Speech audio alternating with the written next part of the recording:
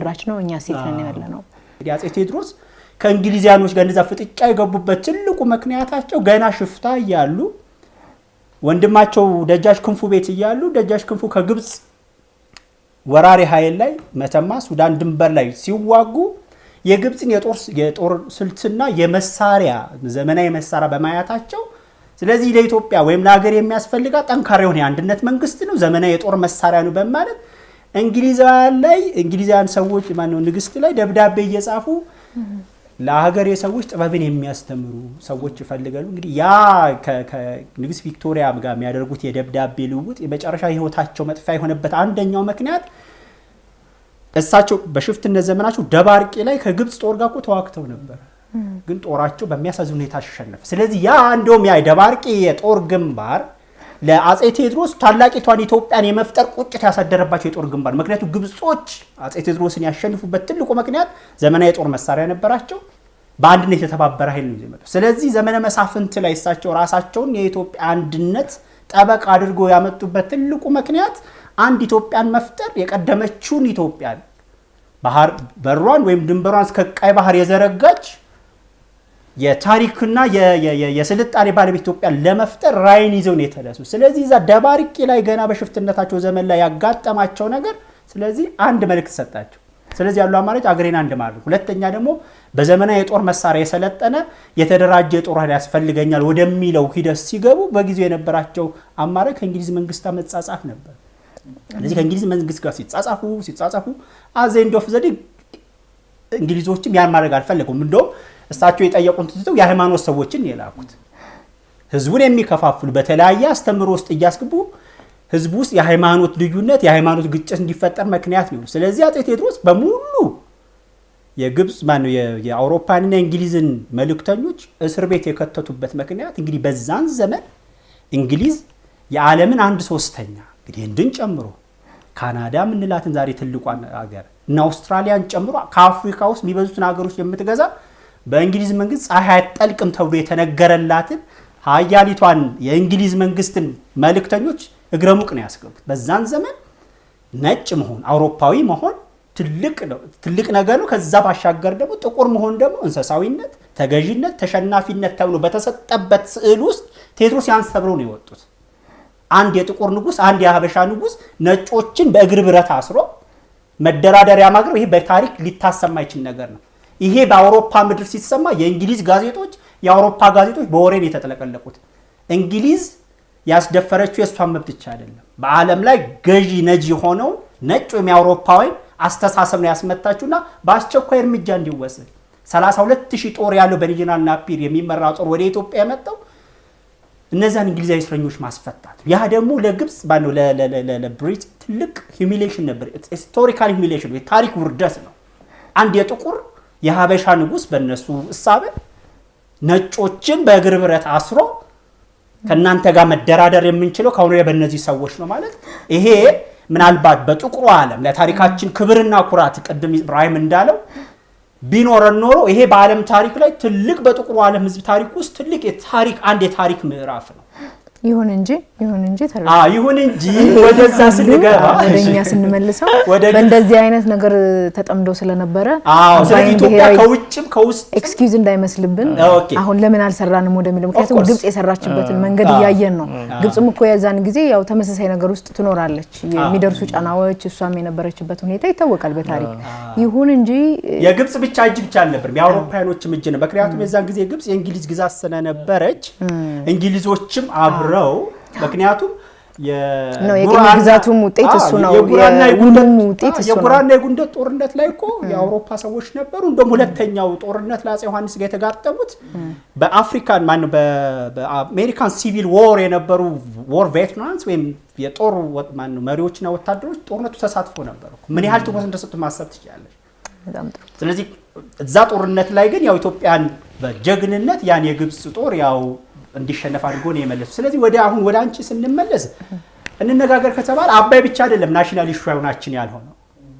ምክንያቱም ቅድም በመግቢያሽ ላይ ሳልሳይት እንዳነሳችሁ የኢትዮጵያ የታሪክና የቅርስ አሻራ ከሰሜን ግብጽ ተነስቶ ከደቡብ አፍሪካ ከአረቢያ ምድር ተነስቶ እስከ መካከለኛው እስራኤል ድረስ እስከ ቻይና የሚዘልቅ ከዛ ደግሞ አውሮፓና አሜሪካ ውስጥ ድረስ የኢትዮጵያ የታሪክ አሻራ አለ። ምክንያቱም አሜሪካ ውስጥ የጥቁሮችን መብት እንቅስቃሴ የተጀመረው የአፍሪካን አሜሪካን ሙቭመንት የተነሳው ከኢትዮጵያኒዝም ጋር ነው የተያያዘው።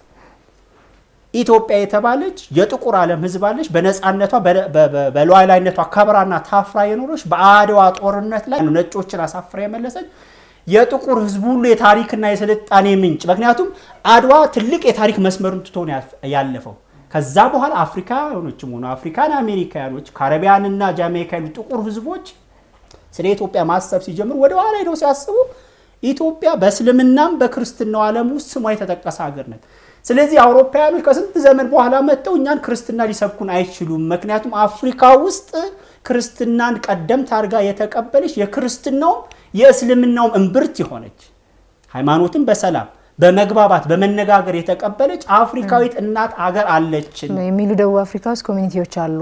አፍሪካ አሜሪካኖችም ቢሆኑ አሉ። እነ ማርከስ ጋርቬ እነ ኢትዮጵያ ሙቭመንት 1912 የተመሰረተ። ስለዚህ አባይ ብቻ አይደለም እንዴ ከዛ እናንሳ ከተባለሽ አባይ አሁን የህዳሴው ግድብ ፕሮጀክት የህዳሴው ግድብ ብሔራዊ ማስተባበሪያ ጽሕፈት ቤት ስንት ሰው ያውቀዋል? ለምሳሌ ጽሕፈት ቤቱ ራሱ የት ነው ያለው? ስንት ኢትዮጵያዊ ያውቀዋል? የህዳሴውን ግድብ ያህል ግዝፈት በዛው የነገርን እንድንሄድ ያለው ፋና አካባቢ ነው። በሆነ በላሜራ ምናምን በቃ የሆነ ማለት ያን ስሜት አይፈጥርብንም። አባይ በታሪክ ውስጥ አባይ በጥቁር ውስጥ በካም በኩሽ በምንለው የታሪክ ትርክት ውስጥ ያለውን ያህል ግዝፈትና ትልቅነት ውስጥ አይታይም። ምክንያቱም ለማ መጽሐፎቻችን ደብተሮቻችን ራሱ የአውሮፓ ኳስ ተጫዋቾች የሞሉበት ደብተር ነው ያለው። ጓደኞች አሉኝ እዛ የሚሰሩ እነግራቸዋለሁ። ላሜራ ውስጥ ነው የሚኖሩት። ኢቭን የአባይን ጉዳይ ትልቅ የያዘ መስሪያ ቤት ምን ያህል እንትን ውስጥ እንዳለ ማለት ነው ትኩረት እንዳልተሰጠው ያስቡበት ብዬ የሰጠሁት ሌላ ጥያቄ ነበር። ግን ከዚህ ጋር ተያይዞ ግን ይሄኛውን ጥያቄ ቀድመን አንስተን እርሶ ጋር ጨርሰን ነበር። በጣም ኢምፖርታንት ነው ከተባለ በጣም ኢምፖርታንት ነው እምለው ምን መሰለሽ፣ አይ ከዛ ጋር አያይዤ ነው ከጥያቄው ጋር ምንም ችግር የለውም። የግብጽ ሴራ ነው ጥያቄው። የግብጽ ሴራ ግብጽ በመጀመሪያ ደረጃ የኢትዮጵያና የግብጽን ልዩነት ማየት ጥሩ ነው።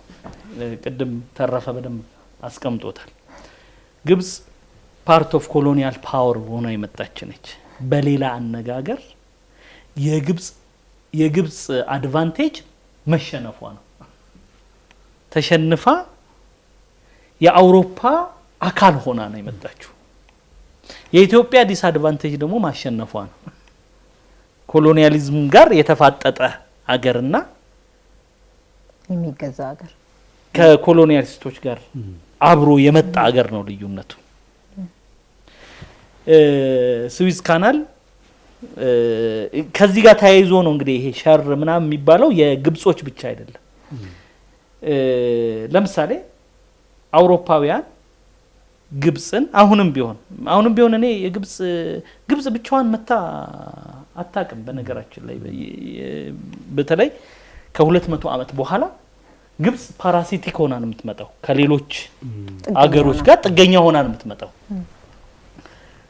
ስዊዝ ካናል ለአውሮፓውያኖች በጣም አስፈላጊ የነበረ ነው። ይሄ ፈረንሳዮችና እንግሊዞች ግብጽን ትልቅ ቦታ እንዲሰጧት ያደረገው ይሄ ነው። የኛ የአጼ መሪዎች ከንግስት በተለይ አጼ ቴዎድሮስ ምናምን ሲጻጻፉ የነበሩትን ጽሁፍ ስናይ እንግዲህ የኢትዮጵያ የፖለቲካም ችግር ልክ ፖዚቲቭ ነገሩ እንዳለ ሆኖ አዎንታዊ ነገሩ እንዳለ ሆነ እነዛ ደብዳቤዎችን ስናይ ከፖለቲካ ከኢኮኖሚ ከዲፕሎማሲ ጥቅም ይልቅ የማንነት ጥቅም ላይ እንትን ተመስርቶ የሚጻፉ እንትኖች ናቸው። አውሮፓውያን ደግሞ ይዛኔ ይሄ እንትንን ዘለውታል። ይሄ የሃይማኖት አንድነት የምናምን ሳይሆን እነሱ የኢኮኖሚና የዓለምን የመግዛት የምናምን ደርሰዋልና የዛን ጊዜ ለእንግሊዝ የሚታያት ኢትዮጵያ ነች ስትራቴጂካሊ የምታዋጣ ወይስ ደግሞ ግብጽ ነች ነው። በዚህ የተነሳ ግብጾች ጋር ቆመዋል። ለምን ግብጽ የነሱ ነች፣ እንግሊዝ ነች ግብጽ። ለምሳሌ ብዙ ጊዜ ሱዳንን ወሰዱ። ሱዳን ስትገዛ የነበረው በሁለቱ አንግሎ ኢጂፕሽያን ኮንዶሚኒየም ነበር የምትባለው። የሁለቱ የግብጽና የእንግሊዝ ግዛት ማለት ነው አንድ ላይ ማለት ነው ግብጾች ሱዳንን ገዝተዋል ሲባል ሱዳንን በግብጾች አማካኝነት እንግሊዞች ገዝተዋል ማለት ነው ስለዚህ የግብጾች በቅኝ ግዛት መኖር ለነሱ አሉታዊ እንትን አዎንታዊ ሚና ተጫውቶላቸዋል አንደኛ ይሄን ማወቅ ያስፈልጋል ሁለተኛ የኛ መሪዎች ጋር ሲመጣ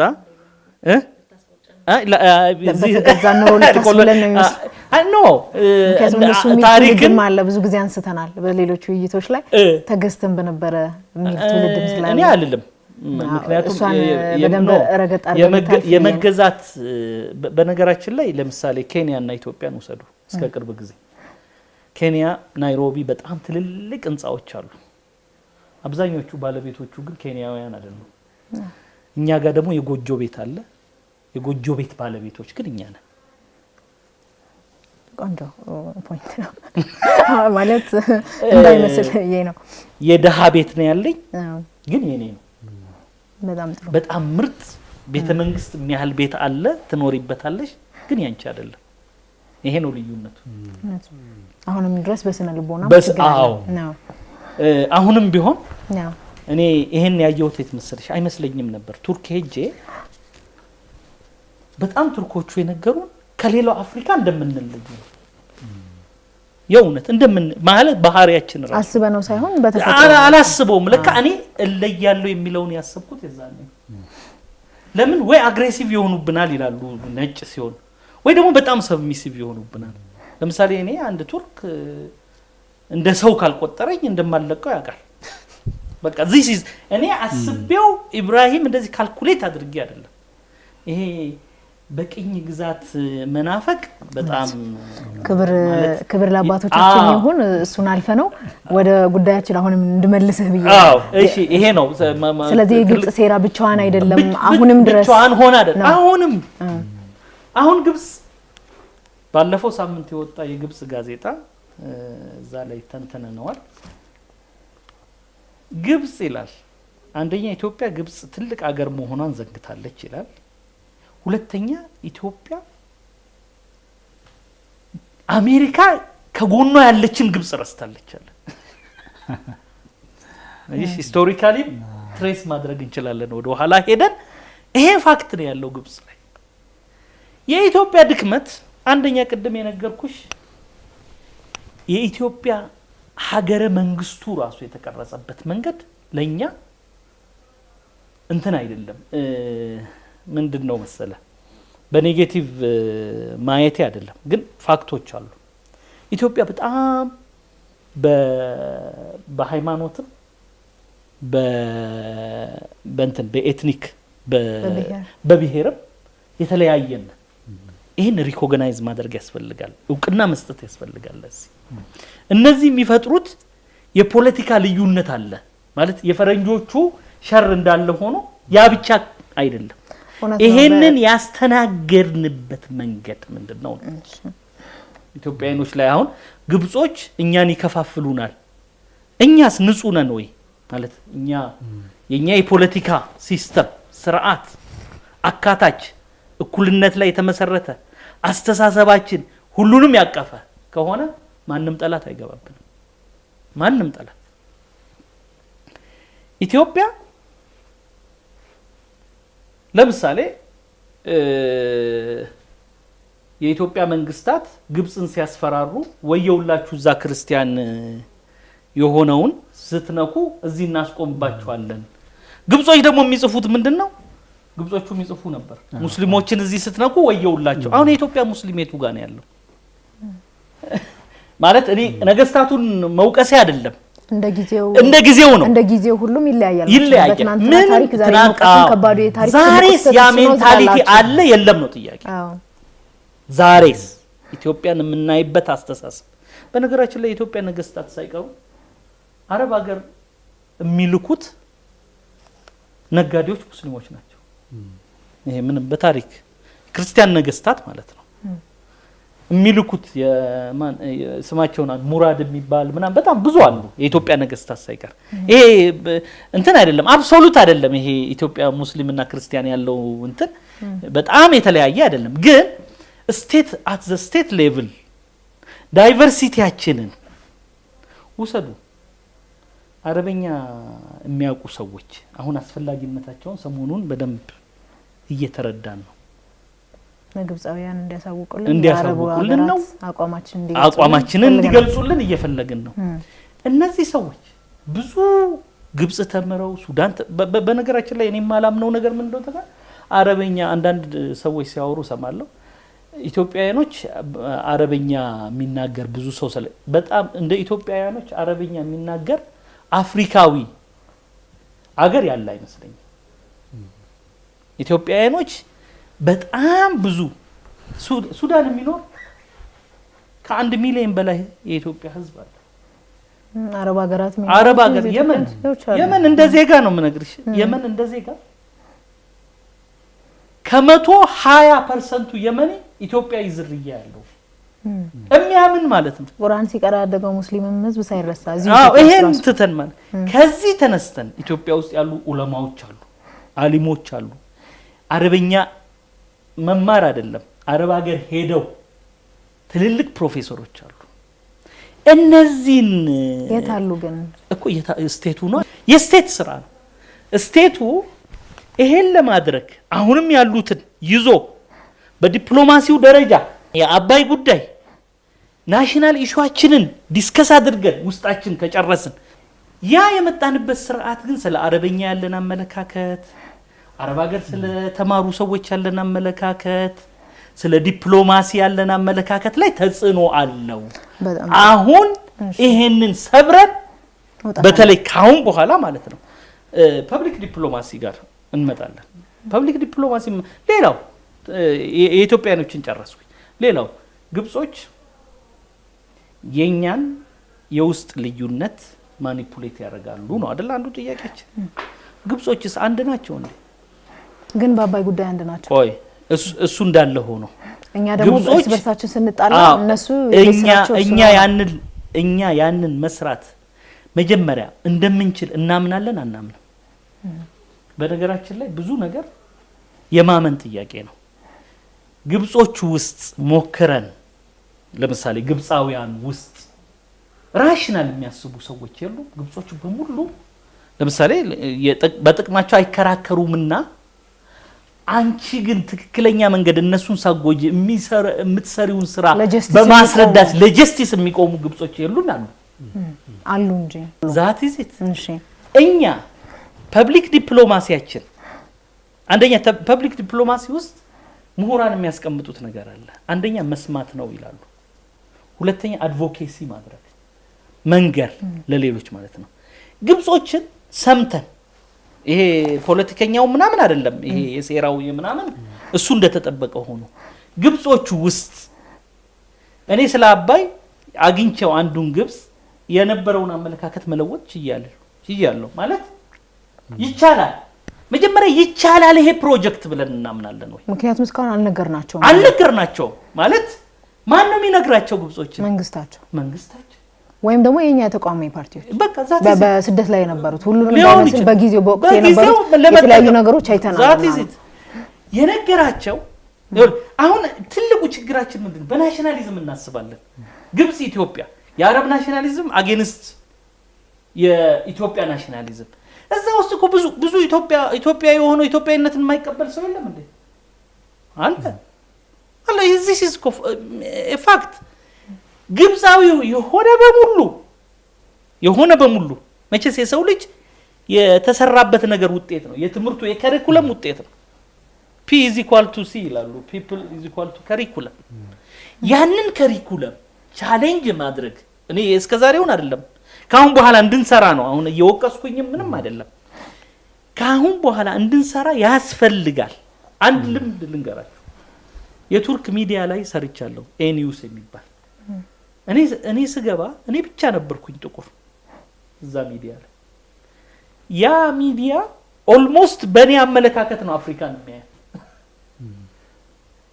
ሌሎች ሀገሮች ውስጥ ቢሊቭ ሚ ስለኛ አውቀው ምናምን አይደለም አሁን ይመስሉናል ትልልቅ ሀገሮች አንድ ሰው እዛ ሲገባ የሷ ናይጄሪያዊ ከሆነ እዛ ያለው በናይጄሪያ ነው የሚቀርጻት ግብጻዊ ከሆነ በግብጽ ነው የሚቀርጸው ያ ሚዲያ ልክ እኔ የመጀመሪያው እንደውም ከቱርኮቹም የመጀመሪያው ነበርኩኝ በእንግሊዘኛ ሲጀምሩና ትዝ ይለኛል እዛው በመሆኔ ብቻ ኢትዮጵያ ባያዝድ ይሆናል ይሄን ለመስራት እንችላለን ብለን እናምናለን ወይ ጥሩ ጥያቄ ነው እመለሳለሁ ባዮሎጂካሊ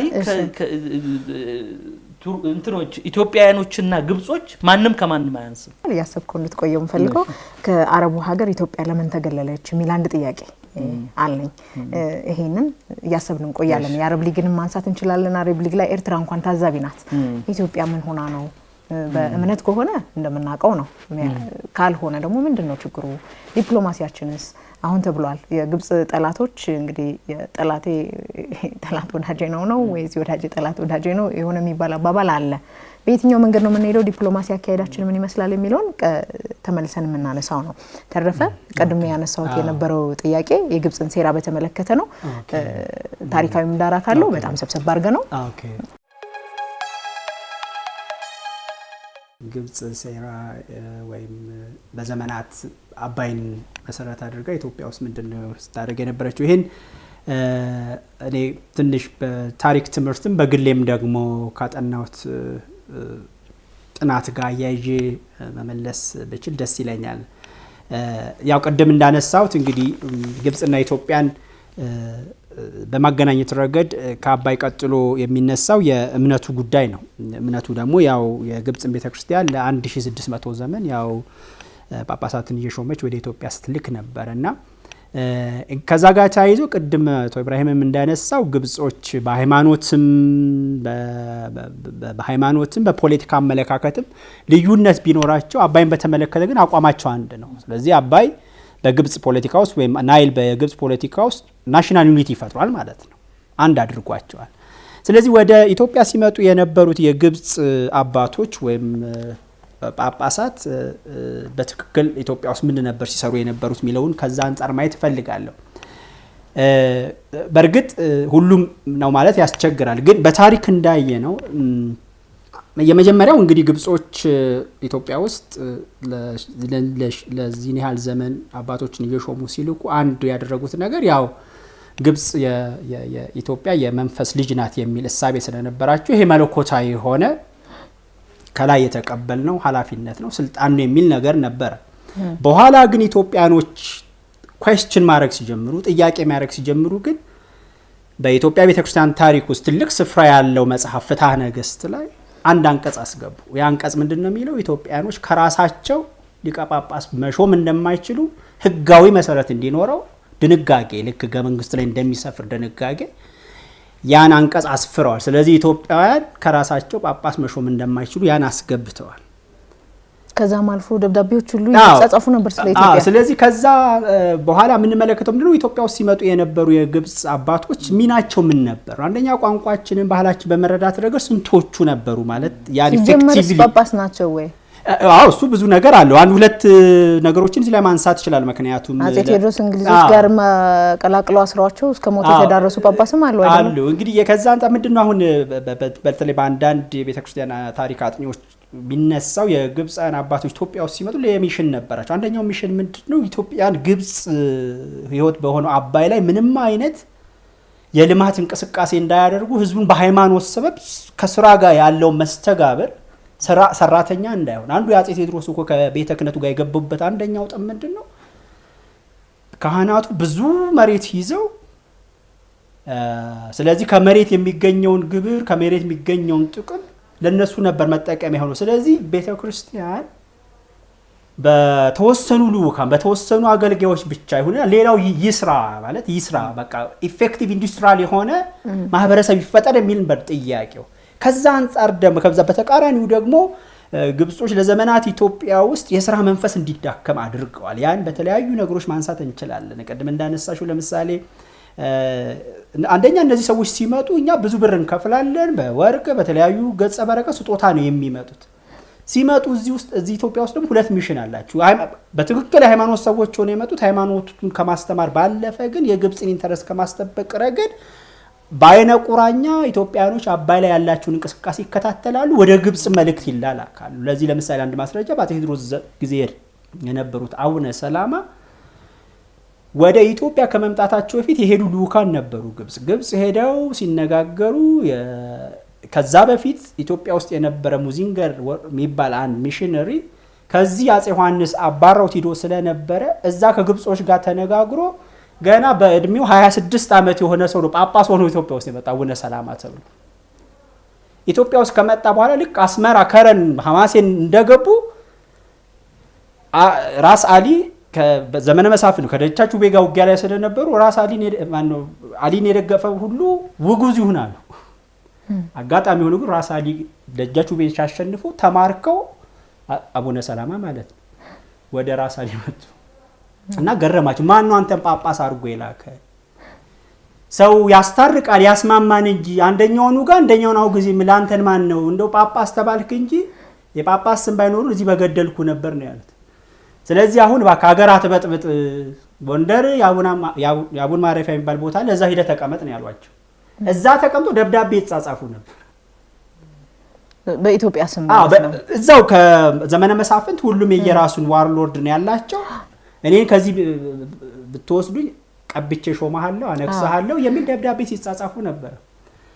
ከዛ በኋላ አፄ ቴዎድሮስ ሲመጡ አፄ ቴዎድሮስ ጋር ሆኖ ብዙ አይነት ፍጭቱና ግጭቱስ ነው የገቡት። በኋላ እንደው አቡነ ቄርሎስ ራሳቸው የግብጽ ፓትሪያርክ ኢትዮጵያ ውስጥ መጥተው በአፄ ቴዎድሮስ ደብዳቤ ሲጻጻፉ ማለት ነው። ካን ኢማጂን አንድ ሉዓላዊት የሆነች ስቴትን ሪፕሬዘንት አድርገው ከእንግሊዝ ጋር አፄ ቴዎድሮስ የገቡበትን ፍጥጫ ያውቃሉ። ስለዚህ ከግብጽ ጠቢባን እንዲመጡ ብለው በራሳቸው ስም ይሄ ደብዳቤ አፄ ቴዎድሮስ ፊት ሲደርስ አፄ ቴዎድሮስ ሰዓት ለብሶ ሰዓት ጎርሰው ሁለቱንም እግረ ሙቅ አስገብተው በግዞት እንዲቀመጡ ህዝቡ ነው መሃል ገብቶ አቡነ ቄርሎስ የግብፁን ፓትሪክ አስፈትተው እሳቸው ወደ ሀገራቸው እንዲመለሱ ሆኑ።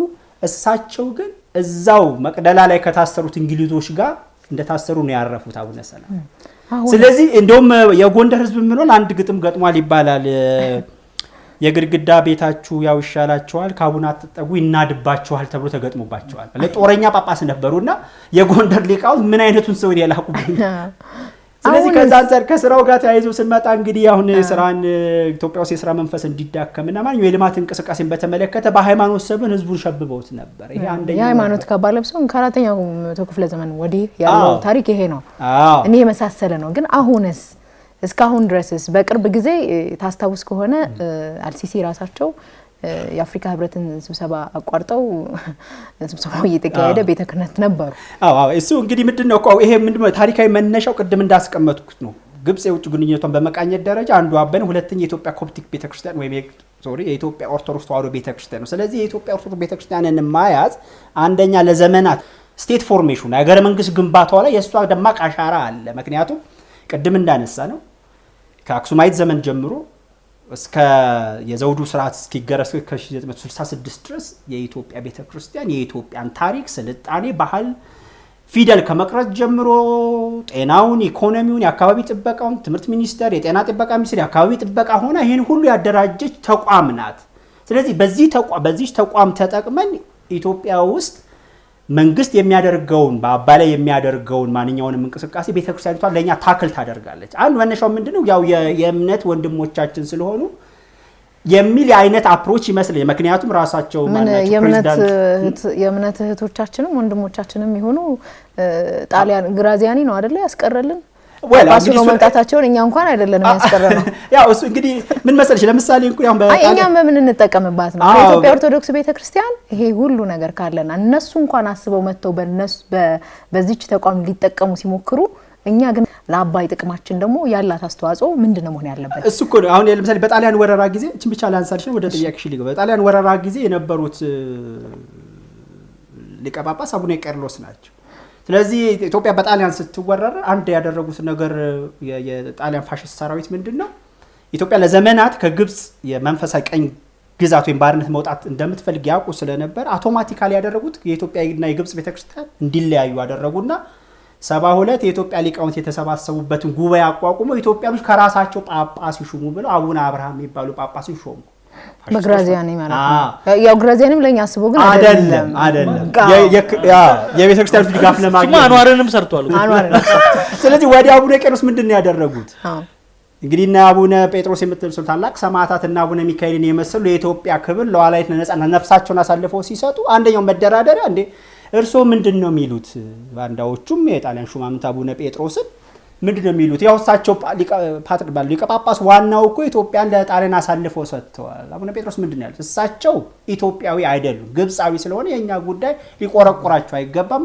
እሳቸው የሚያደርጉ ወዲያው ይሄ ግብጽ በኢትዮጵያ ቤተክርስቲያን ከግብጽ ያላትን ግንኙነት ፋሺስት መንግስት ሲያቋርጥ ሮም ነው ሄዱት። ሮም ሄደው ከሞሶሎኒ ጋር ቁጭ ብለው አውርተዋል። ነገሩ እንደማይሆን ሲገባቸው ታምም ያለው ብለው እንግዲህ እንደ መንፈሳዊ አባት የተሰጣቸውን መንጋ የመጠበቅ ኃላፊነት አለባቸው። የሚቻልም ከሆነ እንደ አቡነ ማቴዎስ አድዋ ድረስ እንደዘመቱት ጦርነትን ቢያስፈልግ ሰማዕትነትን ቢያስፈልግ እንደ ሰማዕቱ ቅዱስ ጴጥሮስ ሰማዕትነትን መቀበል ነበር። ያን አላደረጉ፣ ወደ ሀገራቸው ነው የተመለሱት። ስለዚህ ሁለቱ ቤተክርስቲያን እንዲለያዩ አድርገዋል ፋሺስት በሚል ማለት ነው። ስለዚህ የነሱ ኢንተረስታቸው ኢትዮጵያ ላይ ያላቸው ማለት ከመንፈሳዊ ዓለም ጋር ተያይዞ ቢሆን ዋነኝነት የሚያዩት የአባይን ጉዳይ ነው። ስለዚህ ከዚህ ጋር ተያይዞ እንግዲህ እኛ ምን ሰራን የሚለው ነገር እንዳልኩሽ ነው። በእኛ በኩል ብዙ ስራ ሰርተናል ማለት አይቻልም። አሁንም ድረስ የግብጽ ሴራ ቀጥሏል ወይ? አሁን አንስቼ ነበረ አርሲሲም የነበረበትን ሁኔታ እንትኖቿ ራሱ ኤምባሲዎቿ ራሱ እዚህ ያሉት ኤምባሲዎቿ የምታሰማራቸው ሰዎች ምንድን ነው የሚታየው? ያው እኮ እንዳልኩሽ ለምሳሌ አሁን ማን ነው ፕሬዚዳንት ሞርሲ በተሾሙ ማግስት ለአፍሪካ ህብረት ስብሰባ ሲመጡ መጀመሪያ የኢትዮጵያን አባቶች ነው ያነጋገሩት። የዛን ጊዜ እንግዲህ ህዳሴው ግድብ የተበሰረበት ጊዜ ስለሆነ ኢቭን የውጭ ጸሐፊዎች ራሳቸው አሁን አንድ ሊባኖሳዊ ጸሐፊ ያለ ሙስጠፋ አልአባዲ የሚል ኢጂፕት ባትሊንግ ዊዝ ኢትዮጵያ ኦቨር ዘ ናይል የሚል አንድ መጽሐፍ ጽፏል። እዛ መጽሐፍ ላይ የሚለው ምንድነው ለግብጽ ብቸኛዋ ተስፋ የኢትዮጵያ ቤተክርስቲያን ናት። ስለዚህ በሃይማኖት ቀኖናም ወይም በሃይማኖት ትምህርት በማሳመን ኢትዮጵያ በአባይ ላይ የምታደርገውን ግድብ እንድታቆም ማድረግ የምንችልበት ብቸኛ ተስፋችን የፍትሐ ነገስቱ መጨረሻ ምን ሆነ? እሱ እንዲወጣ ተደርጓል። አንቀጹ በቅርብ 10 ዓመትም ላይ ሆነው ይችል ይሆናል ብዬ አስባለሁ። ያ የተጻፈ ነገር አሁን እንዲወጣ ተደርጓል። ስለዚህ እዛ ያን በኢትዮጵያ ቤተክርስቲያን ያላቸውን ነገር አሁንም ድረስ ይሞክራል። እንዳልሽው ቅድም እንዳነሳሽው ማንኛውም የግብጽ ፕሬዚዳንት ለኦፊሻል ጉብኝትም ቢሆን ለአፍሪካ ህብረት ስብሰባ እዚህ ሲመጣ የኢትዮጵያ ቤተክርስቲያን አባቶችን አነጋግሮ ነው የሚሄድ። ወደ ይታወቃል ጠረጴዛ ላይ ምን ይሹ አስቀምጠው እንደሚሄዱ ይታወቃል። ስለዚህ እምነቱን እንግዲህ ሃይማኖት ከነፍስ ወይም ከመንፈሳዊ ባሻገር ፖለቲካል የሆነ አንድምታ አለ። ያ ፖለቲካ አንድምታ ደግሞ በተለይ በግብጽና በኢትዮጵያ ቤተክርስቲያን በነበረው ግንኙነት በጣም ጎልቶ ታይቷል። ስለዚህ ያን መጉላት የምናየው ደግሞ ቅድም ባነሳናቸው የታሪክ አጋጣሚዎች ውስጥ ግብጻውያኑ ኢትዮጵያን የሥራ መንፈስ እንዲዳከምና በግብጽ በአባይ ላይና በሌሎች ብሔራዊ ጥቅሞቻችን ላይ እንኳን አይኖቻችንን ከፍተን በደንብ አድርገን ስለራሳችን መጠየቅ እንዳንችል እንዲህ አይነቶቹን የማፍዘዣ መልእክት ትምህርቶችን ማለት እንችላለን በማድረግ ኢትዮጵያ ውስጥ የሥራ እንቅስቃሴ እንዳይኖር ያን አይነት ሚና ተጫውታ አሁንም ድረስ ደግሞ ያቀጥላል። ምክንያቱም ምናልባት አቶ ኢብራሂም ሊያበራራው ይችላል ከግብጽ ኢትዮጵያ ውስጥ የሚደረገው ማንኛውም አይነት እንቅስቃሴ ከመሰለል በቅጥረኞችም ሊሆን ይችላል ሌሎች የውጭ ሀገሮች ሰዎችን በመጠቀም ኢትዮጵያው በአባይ ላይ የምታደርገው እንቅስቃሴ መቼም ቢሆን እንደማያልፍ የታወቀ ነው። ግን አሁን ያ የታሪክ ምዕራፍ ተቀይሯል። ትልቁ ደስ የሚለው ነገር ያ የታሪክ ምዕራፍ ተቀይሯል። ከአሁን ወዲህ አባይ የፉክክር መድረክ አይደለም፣ የትብብር መድረክ ሆኗል። ባለፈው የዩናይትድ ኔሽን የአፍሪካ ማነው የተባበሩት መንግስታት ዓለም አቀፍ ጉባኤ ላይ ክብር ፕሬዚዳንታችን ወይዘሮ ሳህለ ዘውዴ እንዳሉት አባይ ከሆነ ወዲያ የትብብር መድረክ እንጂ የፉክክር መድረክ መሆኑ ታሪክ አብቅቶለታል። ስለዚህ አሁን ቁጭ ብለን እኩል የምንነጋገርበት አሁን የግብጽ ሴራ ተንኮል የምንለው ነገር ጊዜ ያለፈበት ነው። ስለዚህ አሁን እኩል ቁጭ ብለን ግብጽ ብቻ እኮ አይደለች የአባይ ተፋሰስ ሀገሮች 9 ናቸው 11 አይደል?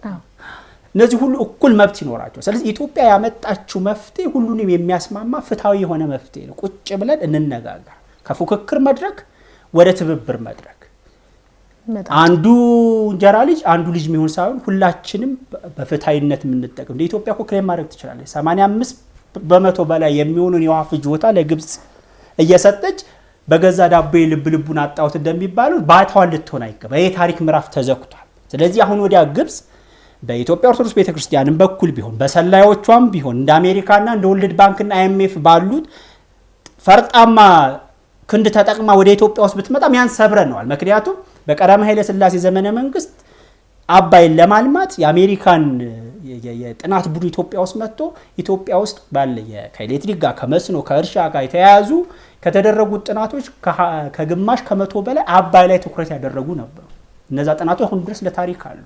ስለዚህ አንደኛውም ወደ ተግባራዊነት አልተለወጠም። ስለዚህ ቀዳማዊ ግርማዊ ኃይለ ሥላሴ ያሉት ነገር ምንድነው? ይሄ አንድ ቀን ትውልድ ወደ ተግባር ይቀይረዋል። ስለዚህ ያ ጊዜ ሆኗል አሁን። ስለዚህ ካሁን ወዲያ ደጋግሜም እንዳልኩት አባይ የትብብርና በፍትሃዊነት የመጠቀም መድረክ ነው እንጂ አንድ ሀገር ብቻ በአምባገነንነት ሊጠቀምበት የሚችልበት የታሪክ ምዕራፍ ካሁን ወዲያ ላይመለስ ተዘግቶ ያለፈ ፋይል ነው። ስለዚህ አሁን ግብፃውያን በስለላም ይጠቀሙ ቅድም እንዳልኩ በተለያዩ የውጭ ኃይሎችን ቢጠቀሙ ምንም ማድረግ አይችልም። በጣም ጥሩ። አንድ ያሰብክ የምትጠብቀኝ የተረፈ የአፍሪካ ውስጥ ያለን ዲፕሎማሲያችን ምን ይመስላል የሚል አንድ ጥያቄ አነሳለሁ። በቅርቡ እንደምታስታውሰው የአፍሪካ ቀን ሜይ 25 ተከብሯል።